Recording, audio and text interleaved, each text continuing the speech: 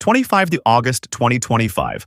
On the eve of Papua New Guinea's 50th independence anniversary, Honourable James Nomane, member for Chuave Open, has issued a strong warning that the 2025 national budget is on the brink of failure. Nomane says Prime Minister James Marape's much-publicized fiscal consolidation plan has been nothing more than a smokescreen to justify what he describes as unprecedented borrowing. According to Nomane, in just 7 years, the Marape government has borrowed 40 billion kina, pushing the country's total debt to a historic 65 billion kina. He argued that while fiscal consolidation is supposed to restore economic stability by either raising revenue or cutting expenditure, the government has failed on both fronts. On the eve of Papua New Guinea's 50th independence anniversary, the people continue to suffer because of the litany of crises under the Marape government.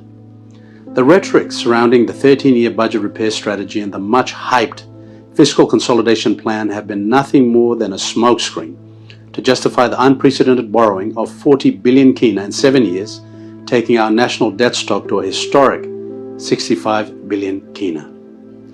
Now, fiscal consolidation refers to government policies aimed at reducing budget deficits and national debt by either increasing revenues or decreasing expenditures.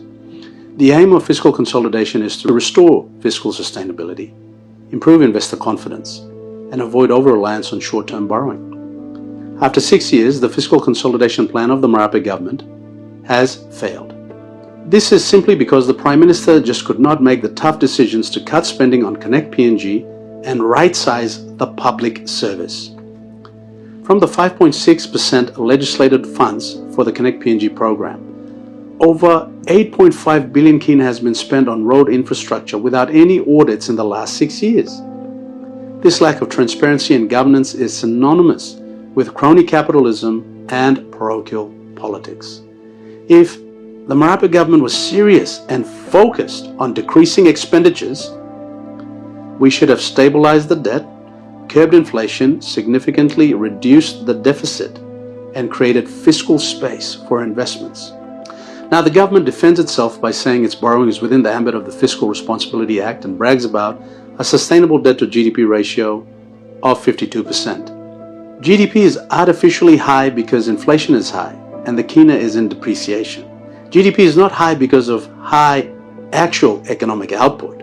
The debt ratios look better than what they are. The current situation is that failed revenue has led to cash shortages, increasing arrears, and putting pressure on debt repayments. And those districts that have received only 3 million out of 20 million appropriation, that's 15% in 2025, will definitely not receive 100% appropriation. The 2025 budget will fail without an immediate supplementary budget to correct this budget blowout. The Marape government, under the guise of fiscal consolidation, has plummeted the country into unsustainable debt with no foreign direct investment in 6 years, no growth prospects, and wider inequality. Marape lamented recently that 214.5 billion over 12 years has not produced any tangible development outcomes, citing that budget implementation lacks transparency. I concur with the Prime Minister that his economic performance has been lackluster.